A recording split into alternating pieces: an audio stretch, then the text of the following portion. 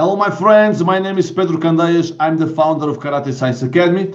That's an online project that builds bridges between the best available evidence at this moment about training methodology and all karate coaches from all over the world, okay?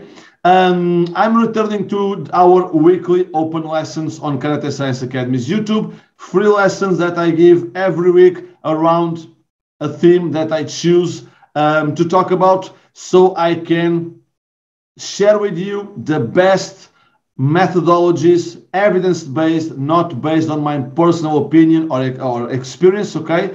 I was off for several months, but right now I'm finishing the karate strength and conditioning specialization that I gave in 2021 for several dozens of karate coaches from all over the world. So right now I'm available. I have time to return to this type of lessons. Okay, today I bring you a lesson, a dance lesson. As always, I'm not talking for those who are just searching for some advice here and there, some tips, okay, to apply next day without knowing exactly if that's correct, if that's the best choice for your karate groups in your dojo, for their evolution, their level of practice, etc., etc. I create content, I share dance lessons. This will last about 1 hour, okay? It's just for the strong, for those who, like me, really want to dig deep into training methodology, understanding what might be worth of their time and their karateka's time, regardless of being athletes or non-athletes, okay? Regardless of being kata athletes, kumite athletes, full contact karate, WKF rules, it doesn't matter, okay? So I hope you are one of the strong coaches that will really follow the lesson till the end, because I share lots of knowledge, lots of practical examples, so you can get the knowledge, understand why you do it, when to do it, if it's worth it or not. And today I will talk about three methods, three strategies that we can find easily nowadays on dojos from all over the world. And we are going to see what evidence really knows about those three methods, if they are worth your time, if not, if you should prefer other methodology to get your karatekas faster and more powerful. And we are going to talk about plyometric training with loads, with weights, okay, using weights. The second part of the lesson will be dedicated to understanding if performing specific karate displacements with, for example, weighted vests or ankle weights or rubber bands, whatever, it's effective or not. And the third part of the lesson will be dedicated to understanding if the assisted training, overspeed training, etc., if having some assistance from rubber bands, for example, really gets you to the point that many people believe, okay? So let's do it, and let's start with plyometric training with external loads. It's effective or more effective adding some external loads as dumbbells in your hands, ankle weights, weighted vests. Let's see what evidence really knows about it, okay? See you there.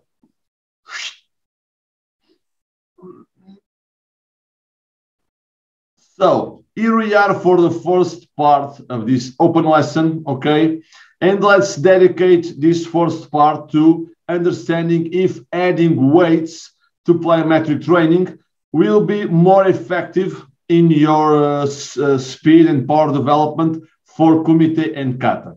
I'm not going to give you a lesson about plyometric training in general, okay? But as I don't know who is on that side, okay, I'm going to explain you in 2 minutes what's the basics of plyometric training, so you can then understand what I'm going to talk about, the situation of using external weights as weighted vests, dumbbells, etc. If my English starts to break, okay, I'm sorry. I'm from Portugal. My English is not that perfect, but I think it's quite understandable. But sometimes I just mix lots of ideas in my head that I want to talk about. And in English, I'm start burning out.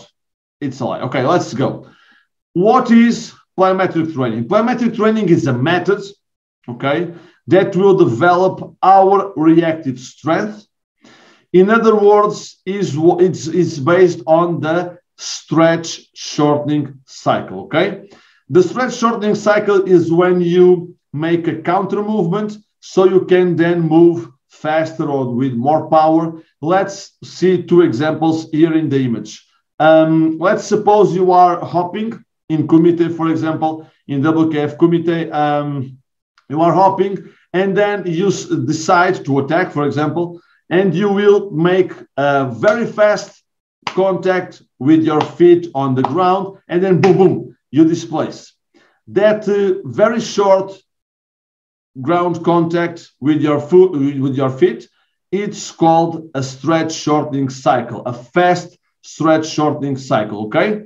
You have also, for example, when you jump hurdles, when you you are running, for example, it's another example of a stretch shortening cycle. And then you have stretch shortening cycles with that previous impact on the ground. For example, when you are standing, as in the image, you make a very fast counter movement and you jump horizontally, vertically, to the side. It doesn't matter, okay? Whenever you make the counter movement, you are stimulating your stretch, inducing your stretch shortening cycle. And plyometric training is based on trying to make the most out of that stretch shortening cycle, that is the foundation of reactive strength, in order to make you faster and more powerful. Okay? Let's see, for example, in kata, you can see this in change of direction, in fast changes of directions, or when you display 3 or 4 times in a row fast, okay? I'm sorry, it's COVID going out. So listen, then you have, for example, in Kumite, examples without hopping. You are there, then you get attacked, and you make this kind of evasion. You bend your knees, and then you go fast from that position to counterattack, for example. That's another example of a stretch shortening cycle. And so we can understand if adding weights to plyometric training is useful or not, because we are going to see it from the perspective of developing power or developing the speed of this stretch shortening cycle, because you will have different outcomes, okay? And you must understand that between the eccentric phase, the stretching phase, and the concentric or shortening phase when you displace, you have a transition phase.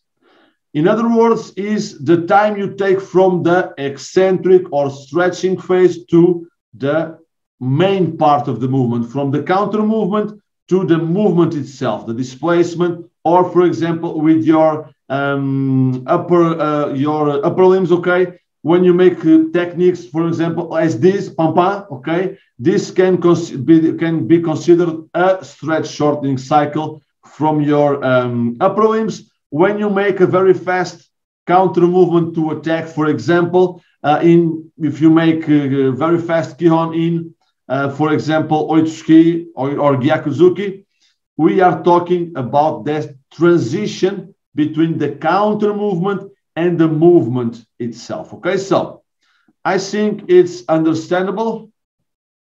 And let's see, right now, it's going to be just me, my worksheet, and my notes that I always bring so I don't forget any important detail that I want to share with you. So let's talk about the first method that we can easily find on karate dojos, and let's see what science really knows about it. Is it effective or not? Então, em português já falando. See? Espanhol, Spanish, everything together now. So let's see. Plyometrics with external weights. Okay? It can be a weighted vest. It can be ankle weights. It can be dumbbells in your hands. It can be whatever you imagine to add some load to your plyometric training. Okay, what is plyometric training? What is a plyometric exercise? Is any exercise that demands a counter movement previous to the movement itself. Okay, let's see some basic examples. Oh, sorry. This is not a plyometric exercise.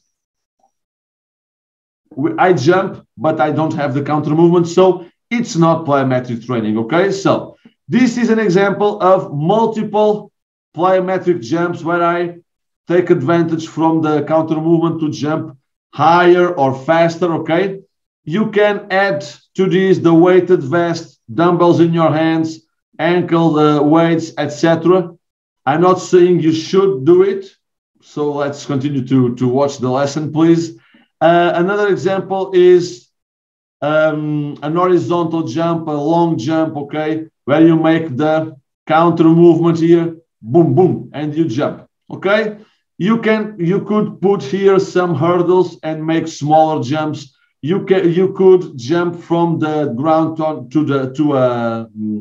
on a box, for example. You could do it with a speed ladder, for example. Whenever you have fast counter movements, even if they are small, you have plyometric training working, okay? And don't confound plyometric training with endurance training with jumps.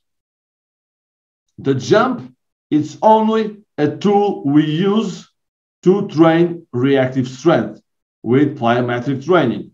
The jumps themselves are not plyometric training. You can use exactly the same exercise I showed you to develop endurance and not power or speed, okay? But that's conversation for another day. So let's see what evidence knows about this. Will you develop more power, if you use external weights in your plyometric training? The answer is yes.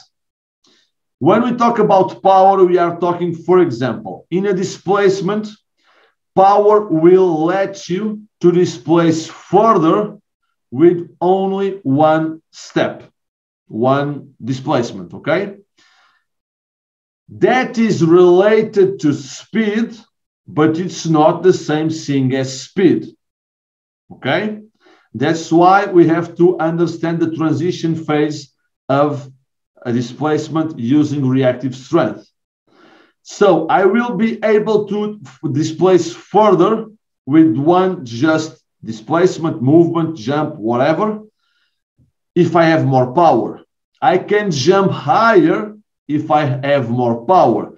I can kick or punch harder if I have more power. If, for example, when we make a touching punch, as in WKF rules, for example, I'm not worried about knocking my opponents out, okay? I just want pure speed to get there as fast as possible and score my point. But if I have to knock out my opponent, as in karate combat fights or in MMA or whatever, Kyokushinkai, whatever, I need not just speed, but I need to have some strength together with that speed, so I can have enough power to knock out my opponent, to make damage. So if we are talking about this, yes, it will be effective to have some weights to your lower limbs, okay? Because to your upper limbs, the weights are a good strategy because it will place less resistance in your exercise compared to, for example, plyometric push-ups with your legs straight. But I'm going to let the upper limbs for another day. Let's focus on the lower limbs, okay?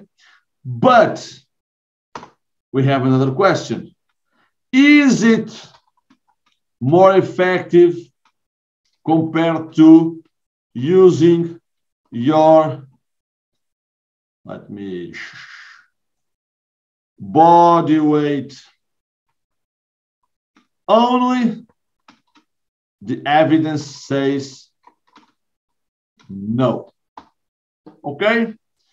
So you won't have significantly more gains using the weighted vest, for example, compared to using a good plyometric training methodology with your body weight only. Okay?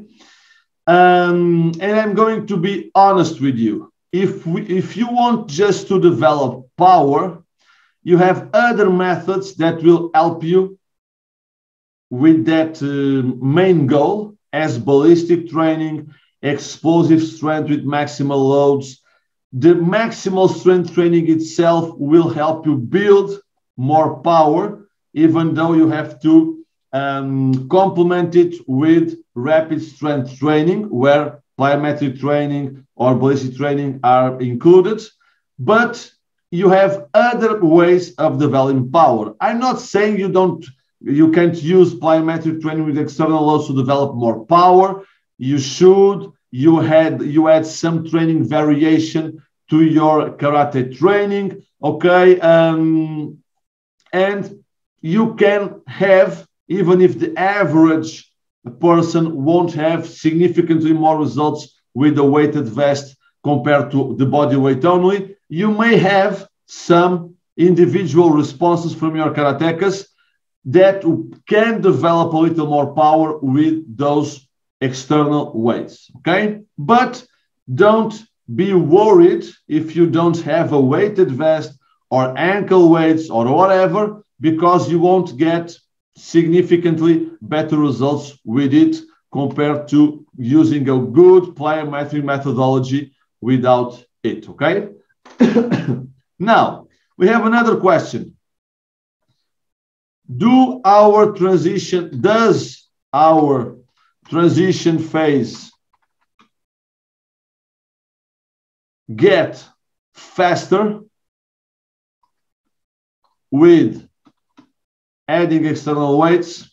So what evidence knows about that right now is that you can have two results. Some studies demonstrate that adding weights won't be more effective compared to using your body weight only. Other studies demonstrate that you can be negatively affected in the speed of your transition phase if you add weights. So if it's not better than using nothing, or it can be worse, let's eliminate it with that goal in mind, okay? So let's suppose let's get the examples I gave you in the beginning of this part. You are in a Kumite bout, for example. You have to displace fast towards your opponent. You have to be fast. More than powerful, you have to be fast. You will possibly get negative effects by using weights when you try to get faster in those movements, okay? Let's suppose you make the evasion and then you have to counterattack fast with that counter movement. That transition phase won't be faster by adding weights to plyometric training, okay? At the light of what evidence knows right now. If more evidence is produced, in the future, 2-3 years, with more quality, etc., etc., I'm here to make the bridge with that new knowledge. But at the light of this, of the best available evidence at this moment, it's what we know. Okay. So why does this happen? Because the transition phase, the transition between the stretch and the shortening, the eccentric and the concentric phase, the counter movement and the movement itself, depends a lot from your central nervous system control, from your peripheral nervous system reactions, okay? And if you don't make it at your best speed, you won't prepare your nervous system to react faster in that transition phase. For example, the muscle spindle, it doesn't matter if you don't know what it is. It's a sensors that we have in between our muscle fibers that, for example, gets information from the speed of a stretch, for example. And they will help you to displace faster after the transition phase because they make a reaction, a very fast reaction, the called stretch reflex or myotatic reflex, then and will help you to produce more energy, to transfer more energy to the movement.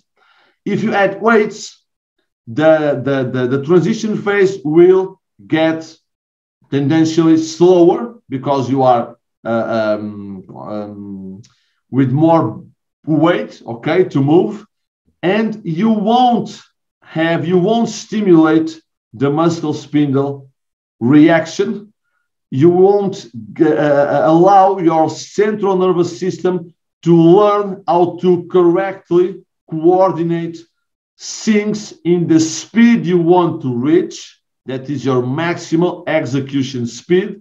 So the weights tend to negatively affect that process, that learning process, that reaction process that you can only get with making the movement as fast and as best as possible.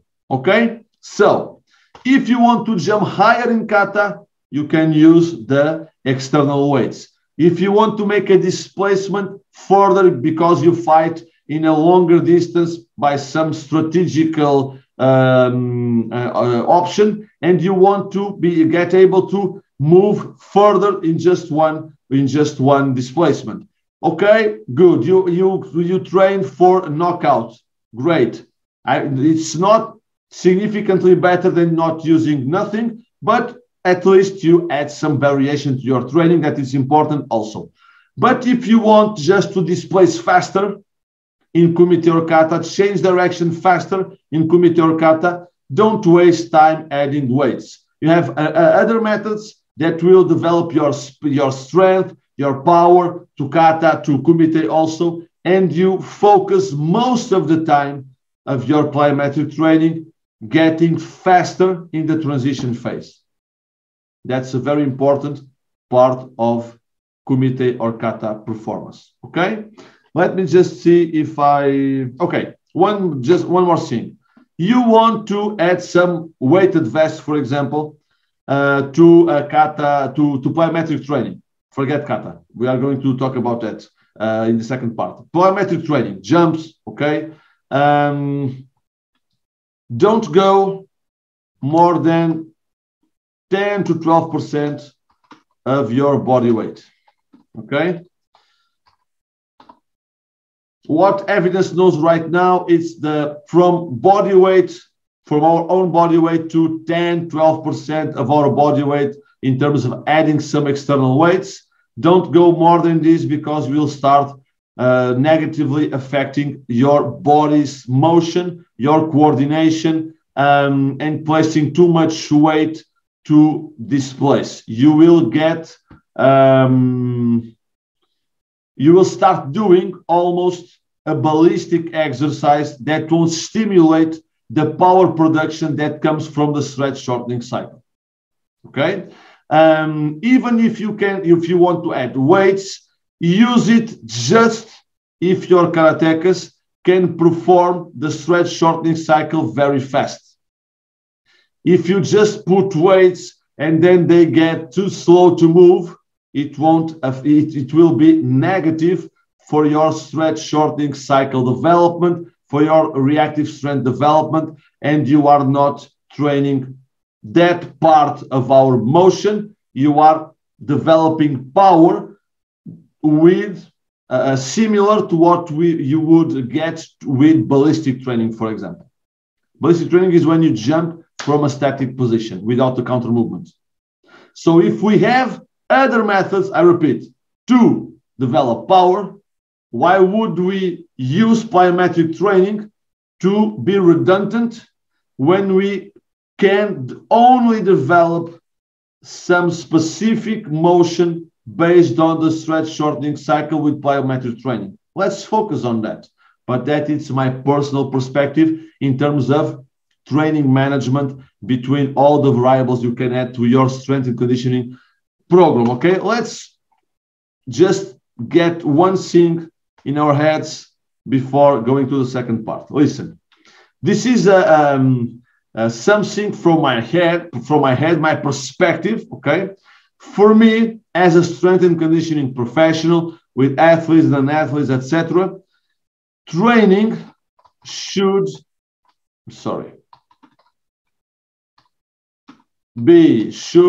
be based on 3 pillars. Okay, one is results, effectiveness. Training must be effective in terms of getting us to the next level. That's the purpose of training. If you are not worried about that, you are just making some physical maintenance. But if you are talking about training is get our karatecas to the next level. Okay, the second pillar is efficiency, time management. Don't you ever forget one thing. An athlete from a given sport, in this case karate, kata, kumite, full contact karate, or soccer players, basketball, tennis, baseball, whatever, okay? We must dedicate as much time as possible to the specific parts of our sport or martial art.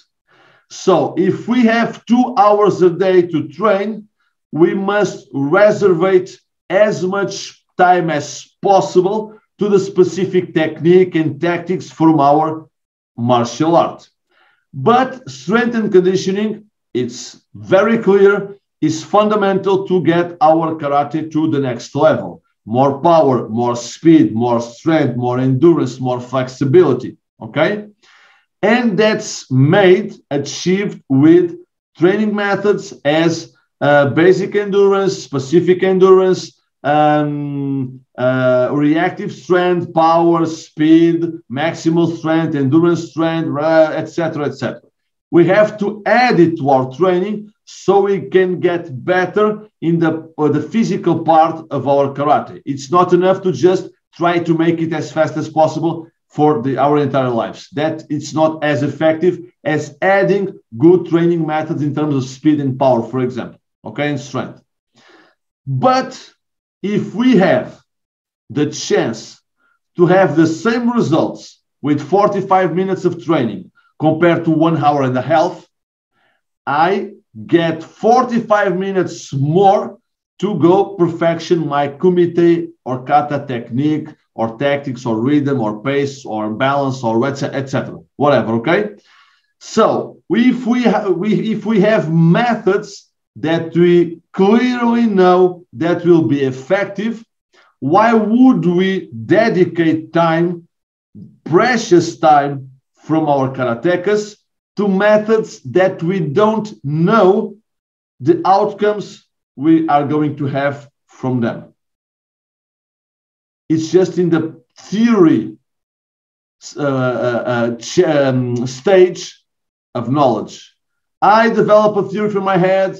From logic, I believe this new method will be effective to develop speed, but that has 50% of chances of being true and effective, or be not effective or exactly the same as other methods. Okay, so why would we waste time using some methods that we are not sure that are going to make our karatekas faster? If you are a professional karateka, as Sandra Sanchez, Rio Kyuna, Agayev, and others, if you dedicate all your day getting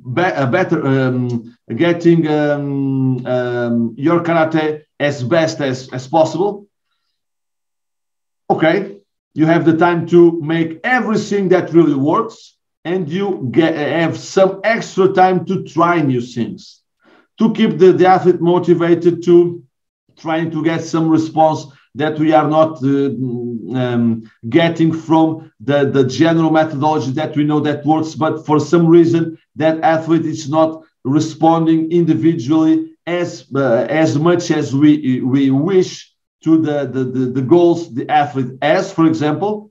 And okay, that's fine. We have 8 hours dedicated to karate per day, so we can dedicate 1 hour to methodologies that we are not sure if they really work. Okay, but if we have 2 hours per day for training, 3 hours per day, 4 hours per day, if I have methods that clearly work in terms of power and speed development, why would I be testing novelties that I saw on Instagram or YouTube with our karatekas without knowing if that is really going to work, or it's going to work better than the other methods we have? That's my personal perspective, okay? That's just a reflection I get you here, okay? And then we have safety, health. If I have methods, strategies that will lead me to the same results without putting my karateka in risk of injury or disease, infection, because that happens when the training load week by week is not well managed, I can get especially respiratory infections due to a weakness that my immune system reaches when I make great peaks of load, for example. If I have a method that will give me the same results with more safety, yes.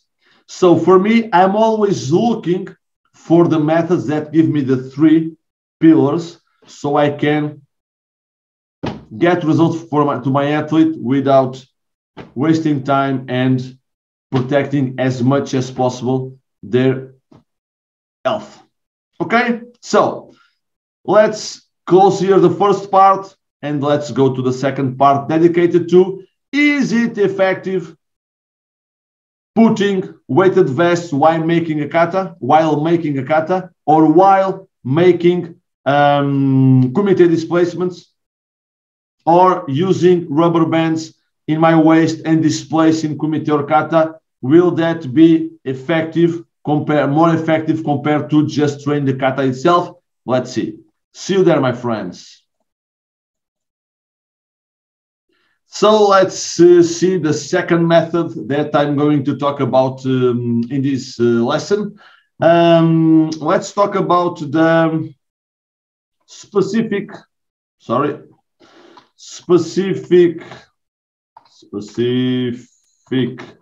displacements, karate displacements in both kumite or kata using external loads. Okay, it's when you perform a kata or kihon or kumite movements using a weighted vest, for example, or using a rubber band in your waist, for example. Very used, okay? Let me show you here an example.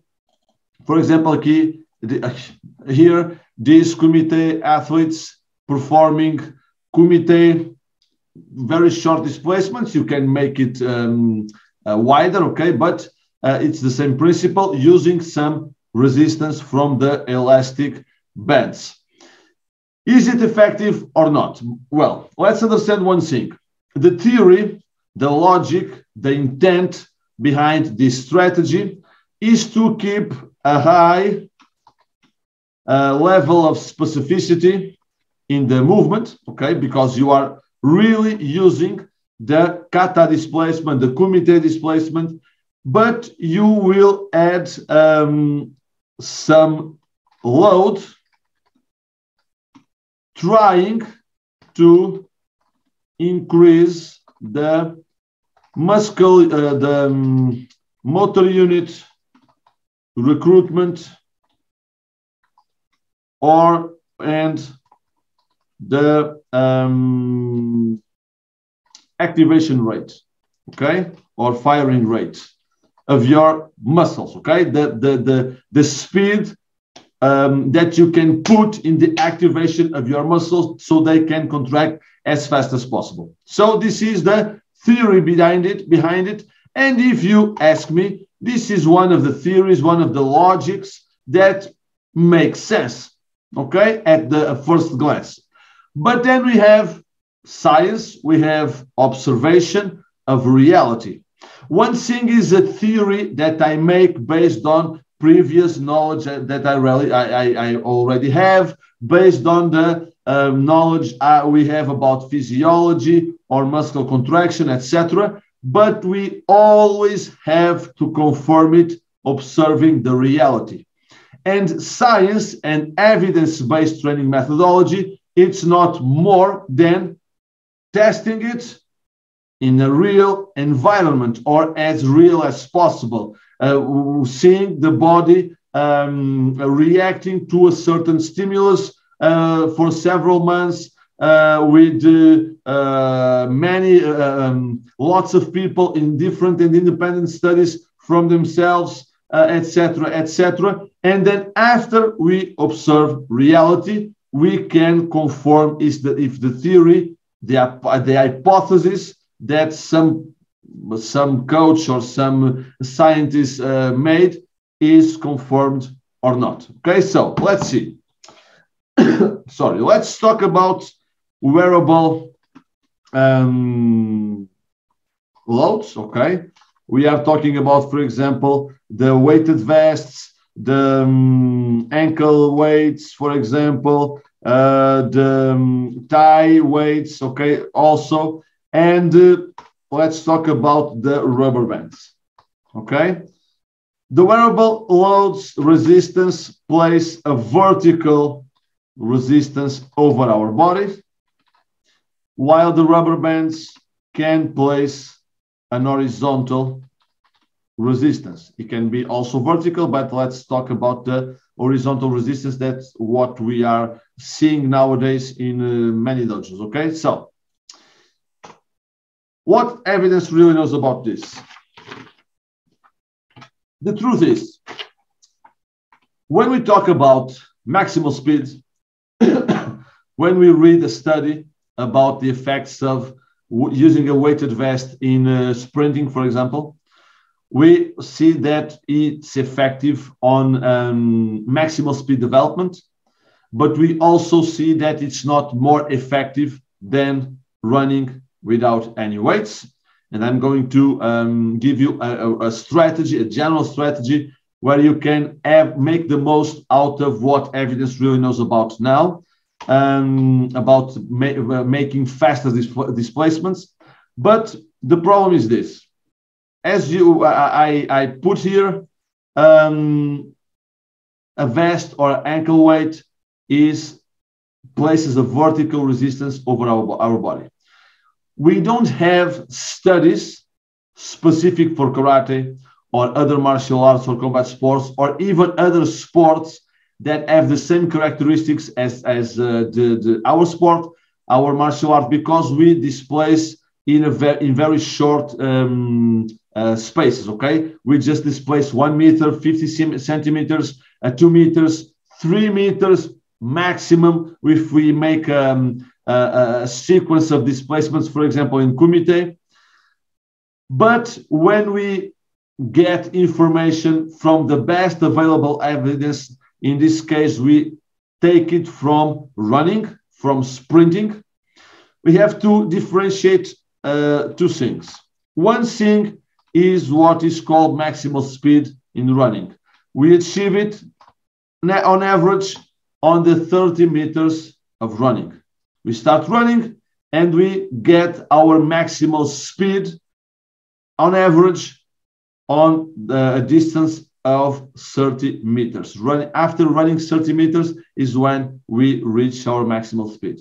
This is not relevant for karate because even if we want to go on running studies, on sprinting studies, to try to use methods for speed development in karate, we want to see what happens in the acceleration phase from the starting point to maximum 5 meters, because it's the distance that we also displace in Kumite or Kata. 1 meter, even less, sometimes 2 meters, 1.5 meters. So this is what we want to do and know about, okay? So when we talk about maximal speed, what runners call maximal speed, what sprinters call maximal speed, the wearable loads are effective, but they are not more effective than developing a good technique of running,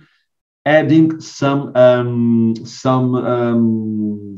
methods for power and speed. Plyometric training, ballistic training, maximal strength also is not specific, but it will help you also, okay? So it's not more effective, okay? In the acceleration phase, we don't have enough evidence to make conclusions. The best we can is to see the knowledge around us. And the truth is that the acceleration phase depends mostly on the capacity of producing ground forces horizontally, okay? And the wearable loads place a vertical resistance over our bodies. So the doubt remains. It will be as effective as just making the movement as fast as possible. It will be negative for the performance of our karateka. We really don't know. Okay, so we have, listen, I separate the levels of evidence for a method, or I place the methods in 3 areas. This is a strategy, a structure, a scheme, that a structure that I use. Okay, I have the black zone for the training methods. That's when evidence clearly shows that a certain method does not work or is worse than other methods that we have available. Okay? Then we have the white area, where I place the methods that really show results that will be more effective than other methods, or than just making the movement itself as fast as possible. And then I place other methods in the gray area. These methods are those where we don't have enough evidence to really know what the effects are. If they are in the white area, effective, we should use them, or in the black area, not effective, and we should not waste time with them. And the truth is, using weighted vests in kata specific displacements or kumite specific displacements is in a gray area, or at the most, it will help you to get the same results as just perfectioning your technique and using other methods that we know that work. Okay, so if you want, you have the time, if you or don't have the possibility to use other methods, that you can obligate us to use some material, more expensive material. Okay, you can try it. You can add some variation to your karateka's training, but we doubt believing that's the best way or a better way of developing your karateka speed and power. Okay? I'm just here to clarify things as I searched it for me. I just share my study and with you. Okay? That's my role here. So, rubber bands, as we saw in the example of Kumite.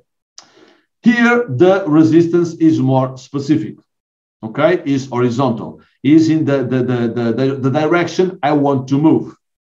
Okay? I'm sorry. For example, wearable loads. Where are they useful? They can be useful to add to develop power, for example, if you want to jump higher. You use it for ballistic training, for example. You can use it to develop, for example, using hypertrophy methods that will develop your maximal strength in the long term. Okay. If you need to add more resistance, more load in order to keep in a hypertrophy intensity zone, okay, you can use it to place more resistance. For example, making pull-ups, push-ups, etc. You can add the weight you want or you need to training in an hypertrophy zone. That's truly effective. It's a good strategy. There is no problem, and you should do it. Okay. The rubber bands, the evidence is even lower, because if we, with the weighted vest, for example, or ankle weights, we can extrapolate the knowledge that comes from sprinting. In the rubber bands, there is no evidence, or at least clear evidence, valid, reliable to make conclusions, because not every study should be called science or evidence. Okay, sometimes we see, oh, but I found a study here that confirms my theory and what I sell. Yes, but that study sucks. It's not valid. It's not reliable. Just take it to garbage and don't annoy me with that crap. Okay? Evidence is not every study that someone publishes on some bullshit scientific review. Okay? We can't make conclusions for that kind of studies. Okay? So, rubber bands, there is no evidence. So, we don't know if it really works or not. Now, let's see, looking for other methods, etc. If we use some external resistance with rubber bands, what happens? If I use external loads with ballistic training, that will be effective. So we can see the rubber band as a similar thing as using a ballistic exercise to develop power. And I just put the resistance, make the Kumite or Kata displacement as fast as possible with the horizontal resistance, if the displacement is forward, backwards, sideways, etc. And we can extrapolate that it can be effective. Okay? Looking to other methods that use external loads. If we talk about plyometric training, as you know, adding resistance can be negative for the transition phase development. But the truth is, here, the rubber bands, you can use it safely, respecting the stretch shortening cycle of plyometric training in one way. When you are in your starting position, you have the rubber band relaxed, okay? Not placing resistance. So you make the first transition phase without load.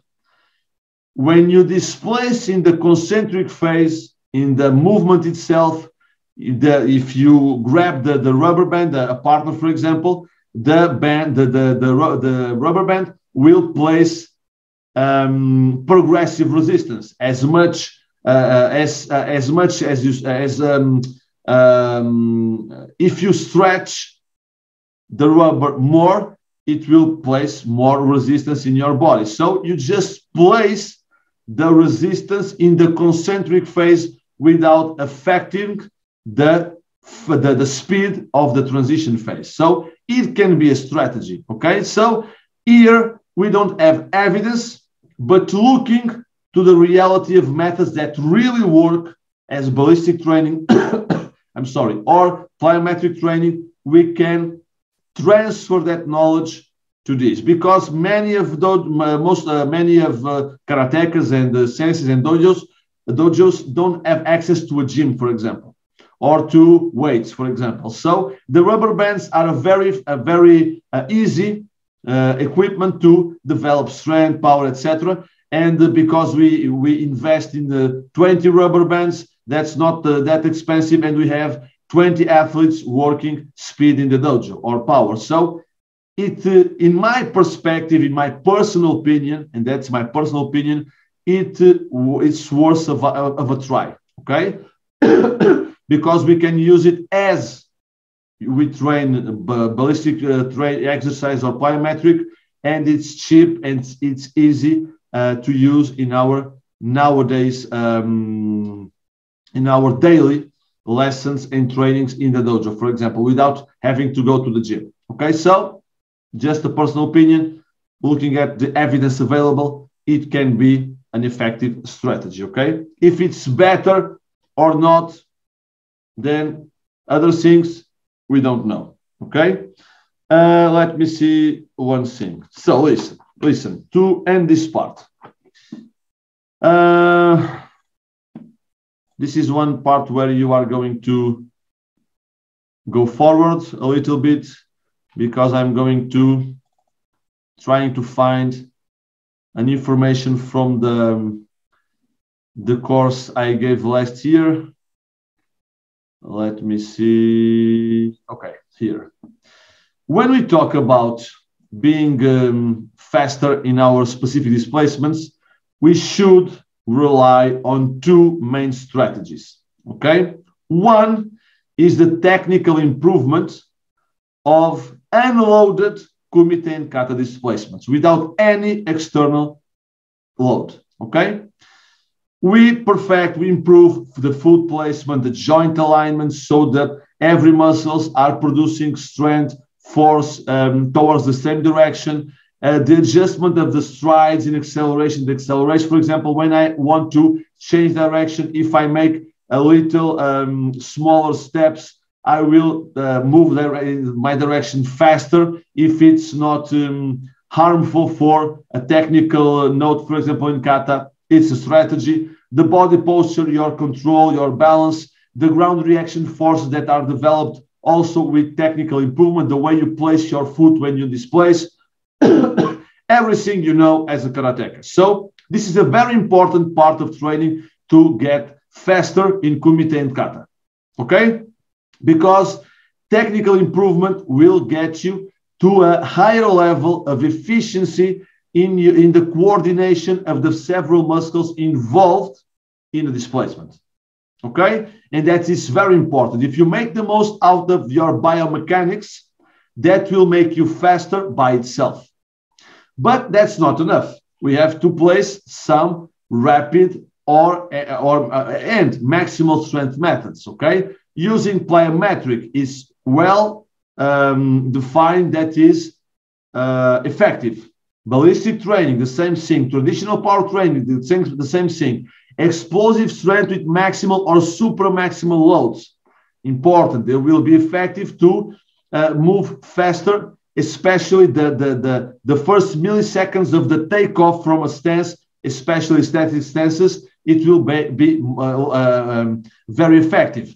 You can also add maximal strength training, because if you develop higher levels of strength, always added to rapid strength, of course, it will develop more power in your muscles, okay? So this is well proven that work, okay? You add this to this, and you have a good transfer of what you gain from this in terms of muscle, neuromuscular activation, etc., and you transfer that strength, power, and speed to the specific technique of Kumite and Kata. This is the strategy that right now, at this moment, will get you results for sure. Why would we spend time with karatecas that train twice a week or 2 hours a day, if they are athletes 3 hours a day, with methods that we are not sure what outcomes will bring to our karatecas, if they work or don't work?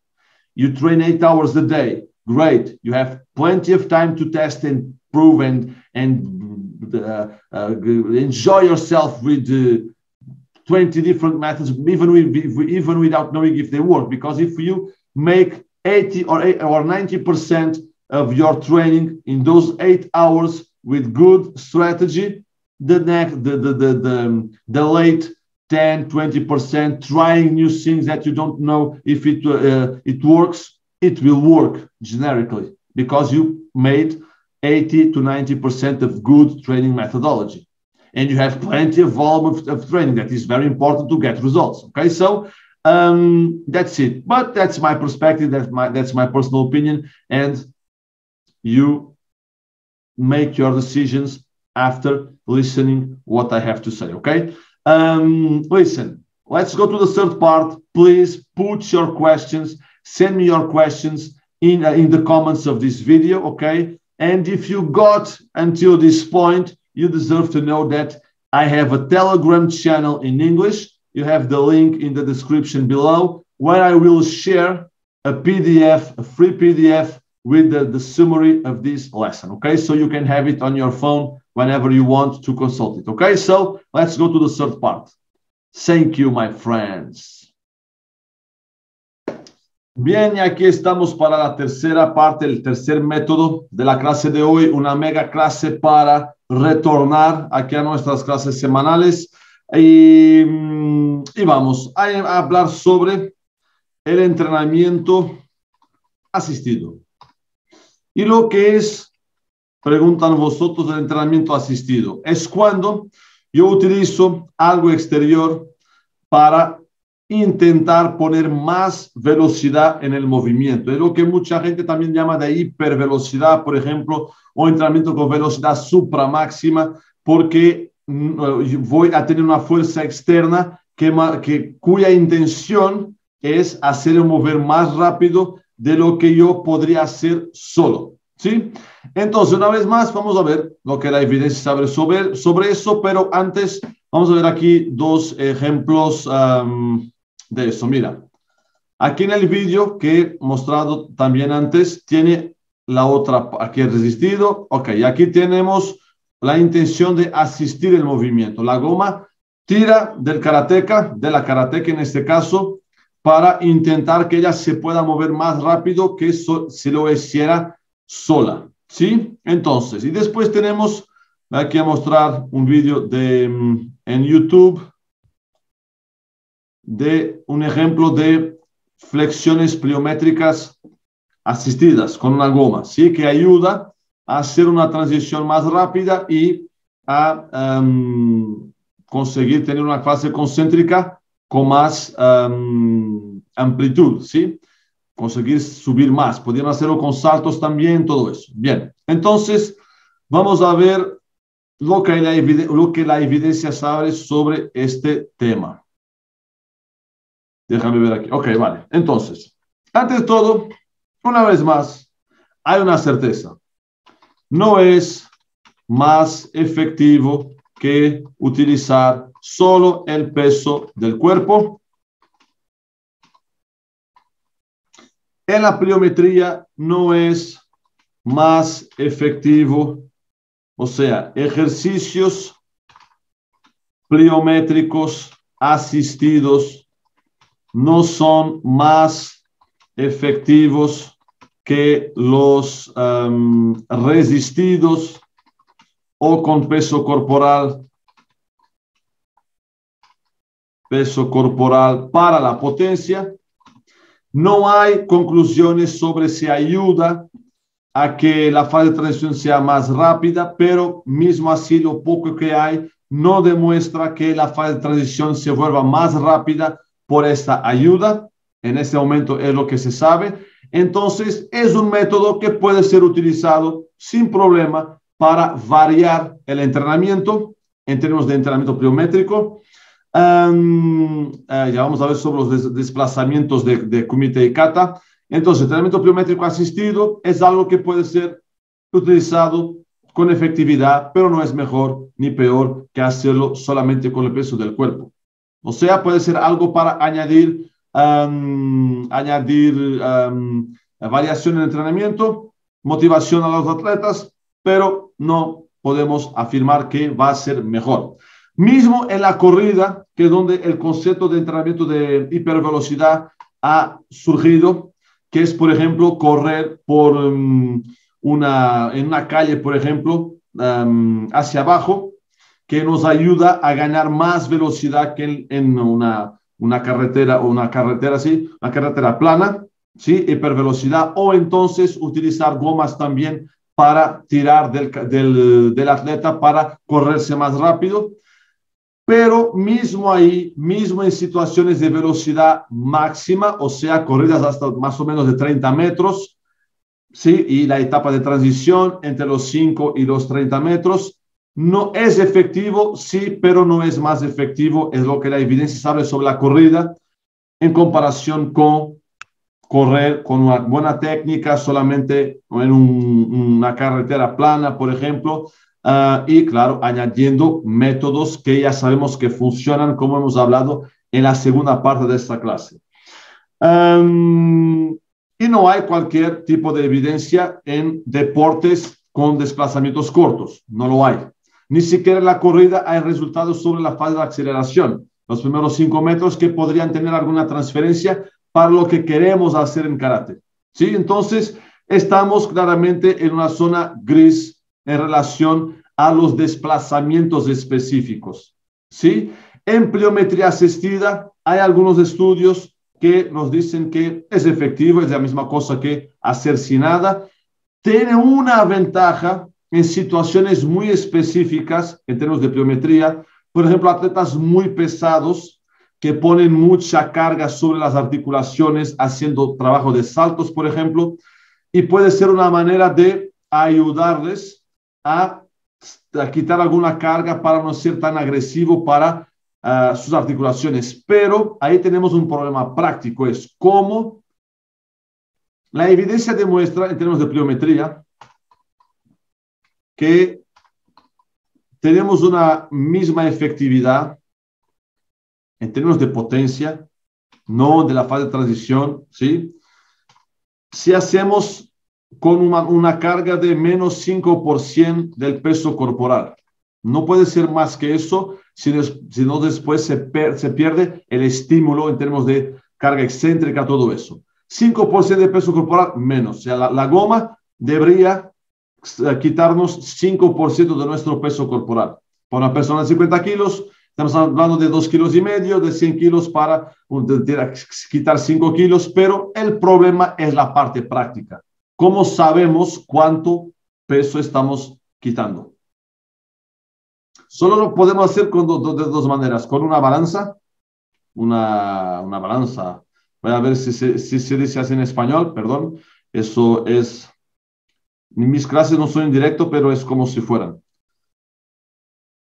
Una balanza, sí, donde podemos saber que estamos con menos 2,5 kilos si pesamos 50 kilos, o con una plataforma de fuerzas que es algo muy, muy caro, que está en pocos laboratorios de universidades, centros de alto rendimiento, y no está a la disposición de 99% de los karatecas del mundo. Entonces, tiene un problema práctico.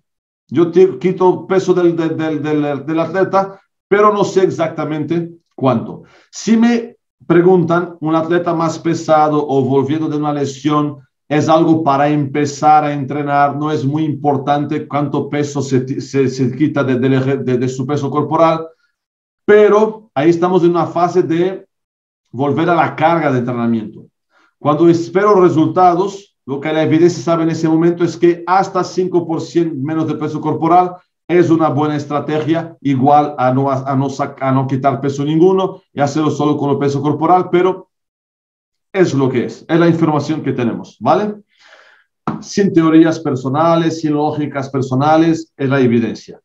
Después tenemos, ahora claro, si me preguntan en relación a la parte de, ahora es una duda mía, y voy a reflexionar con vosotros aquí, los que están aún aquí oyéndome, es porque tienen un poco más de interés por esas cosas.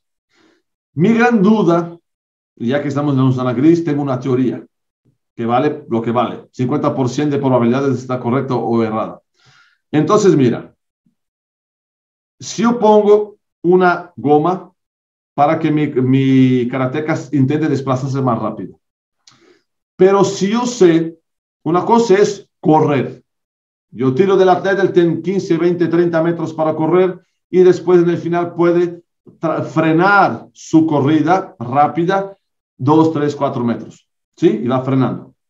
Pero en karate estamos hablando de desplazamientos muy cortos, de 1 metro, menos de 1 metro, 2 metros si es una secuencia, 3 metros si es una secuencia con más un desplazamiento. Es muy corto. Entonces mi duda es, cuando yo tiro del karateca, si él sabe que pasado milésimos de segundo tiene que frenar el movimiento, si eso no va a ser perjudicial y si él no va a tener una velocidad de salida menor, porque sabe que tiene que frenar después de 1 metro, y si eso no puede llevar también a que sus músculos antagonistas se contraigan más temprano, antes del deseable, porque tiene que frenar el movimiento después de 1 metro, de menos de 1 metro, de 1,5 metros, que estamos hablando de milésimos de segundo. Entonces, cuando mi cuerpo sale sabiendo que tiene que parar después de milésimos de segundo, pasado 1 metro o más o menos, si los antagonistas no van a contraerse, los músculos que frenan el movimiento en el final, si no van a contraerse muy temprano, porque ya saben que van a ser tirados, hay una fuerza externa que nos tira y ellos van a tener que frenar contra esa carga externa. Es una duda, es una reflexión. Por eso si me preguntan, yo, si entrenar, si tengo menos tiempo para dedicar a mis alumnos o atletas para entrenar desplazamientos de Kumite y Kata, yo no iba a utilizarlo. Pero soy yo, es una perspectiva personal porque no hay evidencia y a la falta de la evidencia solo nos resta opiniones. ¿Sí? Entonces, si un día hay diferentes estudios que con deportes de desplazamiento corto demuestran que ese tipo de trabajo funciona o es tan o más efectivo que hacerlo solamente el movimiento técnico y añadir después métodos balísticos, plyométricos, etcétera, como hemos hablado antes, yo soy el primero a cogerlo para la zona blanca de la evidencia, como yo le llamo, y soy el primero a añadirlo a los programas de entrenamiento. Hasta allá no voy a correr el riesgo porque tengo dudas en esa parte. Y si tengo dudas que puede ser perjudicial, ni siquiera lo pruebo, ni siquiera en las vacaciones de mis karatecas o de mis clientes, lo que sea, ¿vale? O sea, aquí se queda una reflexión, una duda mía que estoy compartiendo con vosotros. Si tienen una perspectiva diferente, no es una opinión mejor que la mía, pero metan en los comentarios y podemos hablar, porque yo he recibido una vez una perspectiva también interesante.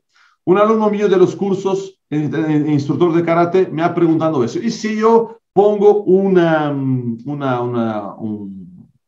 escudo, una almohada, no sé cómo, sí, para bater? Ahí el karateca no va a tener que frenar como si fuera el kata o solo marcar el punto de Federación Mundial de Karate, pero él proyecta toda su potencia contra ese blanco, ese objetivo. Bien, también es una perspectiva interesante. Si el karateca sabe que puede ir todo hasta el final, es como si fuera un trabajo balístico y puede ser que funcione. Es una perspectiva interesante que ya me da a mí personalmente ok, así puede ser que ya pueda funcionar, pero no sabemos. Pero fue una perspectiva interesante que me ha respondido a una parte de mi duda, que es frenar temprano demasiado cedo, porque cuando yo arranco y tengo que parar después de 1 metro, si yo no proyecto mi potencia para nada, yo voy a tener que frenar. Entonces mi duda es esa, y ello me ha propuesto esa perspectiva interesante. Y si quieren probarlo, si tienen karatecas que entrenan 5 o 6 horas o 7 al día, hay tiempo para eso. Si no, mi perspectiva personal, enfoque vuestra energía y el tiempo de vuestros karatecas, que es precioso, y vuestro también, en métodos que sabemos que funcionan. ¿Sí? Aquí, vale. Por ejemplo, el único estudio que ha probado algo de este tipo con movimientos cortos fue en el béisbol, que han puesto una goma, ok, tirando del atleta, ¿sí? Del bastón, y la conclusión es que el resultado no ha sido ninguno. No ha habido cualquier mejora por hacer esa asistencia, el movimiento de rotación del taco, ¿sí? Del bastón.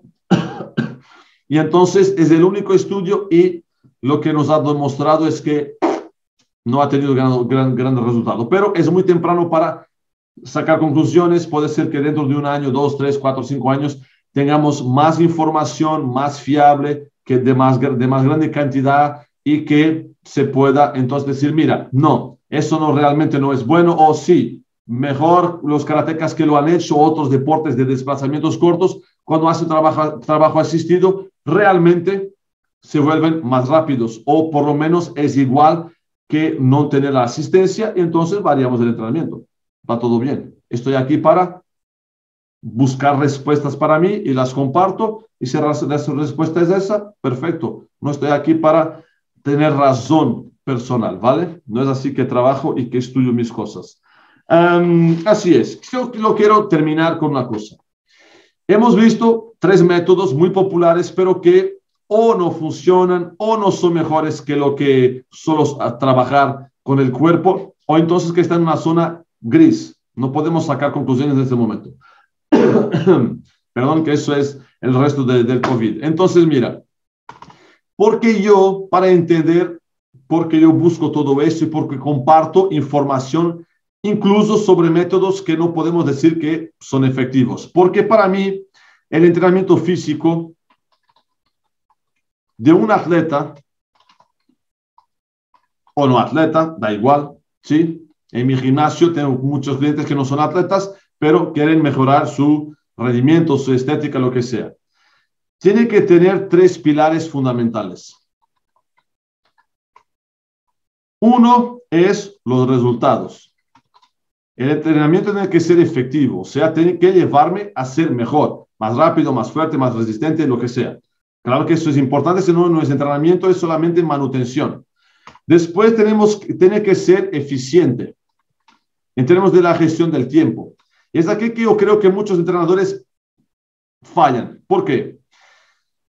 Nunca podemos olvidarnos, y mi especialidad es la parte física, que la parte física es fundamental para un atleta, para nuestro rendimiento, pero no es el centro de una modalidad.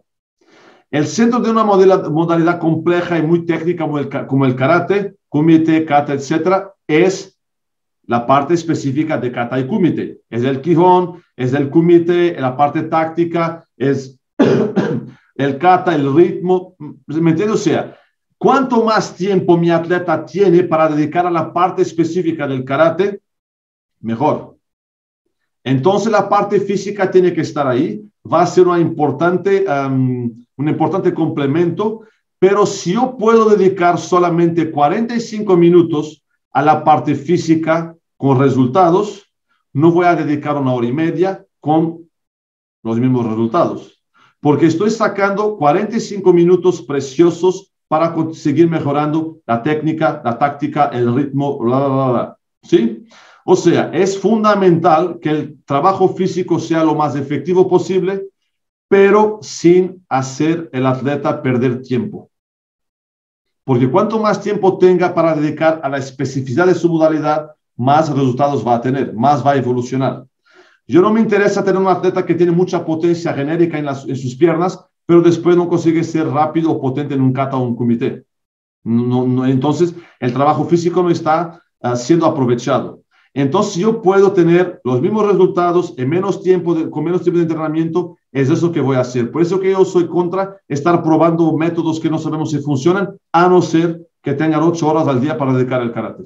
Ahí tenemos tiempo para todo. Ahora, si tenemos atletas o practicantes regulares, no atletas, que entrenan 3 veces a la semana o 3 horas al día, tenemos que ser más eficientes en la gestión de su entrenamiento físico. Si no, estamos perdiendo tiempo, ¿entienden? Y después es la seguridad, la salud. O sea, prevención de lesiones, mismo situaciones del sistema inmunitario. Si la carga de entrenamiento no es bien gestionada, semana a semana, aumenta la probabilidad del atleta tener problemas de salud, infecciones respiratorias principalmente. Entonces, tenemos que tener algún cuidado porque nosotros tenemos nuestros karatecas en nuestras manos. La gran mayoría de ellos no es y nunca va a ser profesional. Y para mí tenemos el deber de protegerlos para su futuro como no karatecas o karatecas no competidores. Muchos instructores tienen competidores muy jóvenes, 15, 16, 17, 18 años, que después van a parar de competir porque empiezan a estudiar o constituyen su familia o empiezan a trabajar porque no pueden vivir del karate. Entonces, tenemos que tener cuidado con su salud. Y además de eso, un atleta mismo, un profesional, alguien que lleve el karate de competición muy en serio, sus resultados a largo plazo dependen de su consistencia de entrenamiento. Si yo estoy constantemente lesionado o con dolor o algo que sea, yo no consigo ser consistente en mi entrenamiento a largo plazo. Y cada vez que yo corto mi entrenamiento porque estoy recuperando la lesión o porque no es necesario parar, pero algo que me incomoda mucho durante un mes, yo estoy perjudicando al atleta. El atleta no está teniendo un trabajo consistente en cada una de las variables que tiene que desarrollar para su evolución. Entonces, esos son los 3 pilares. Y es por eso que defiendo que tenemos siempre que buscar una metodología de entrenamiento físico que esté dentro de esos 3 pilares. Cuando se pierde uno, tenemos que hacer mejor, tenemos que aprender más, tenemos que buscar más información, ¿sí? Esa es mi perspectiva del entrenamiento físico y espero que también sea algo que va a empezar a hacer sentido en vuestra cabeza, porque eso no es un problema solamente de los entrenadores de karate, es de los entrenadores en general. Muchas veces se olvidan de esos 3 pilares que son míos, en mi perspectiva, pero que para mí tienen que estar los 3 presentes lo mejor posible, ¿vale? Mira, nos quedamos por aquí finalmente. Enhorabuena a aquellos que están aquí después de 1 hora, ¿sí? Que les ha gustado. Pongan vuestras dudas en los comentarios del vídeo. Yo voy a responder así que me sea posible. Entren en el canal de Telegram que está el enlace aquí también en la descripción del vídeo, donde voy a compartir el PDF con el resumen de esta clase. Y espero que les haya gustado. Próxima semana tenemos una clase más abierta, gratuita, para que todos puedan empezar a ayudarme a elevar la metodología de entrenamiento físico de los karatecas, ¿vale? Asiente en estos 3 pilares y siempre con evidencia científica. Mira, un saludo a todos, muchas gracias, hasta la próxima semana.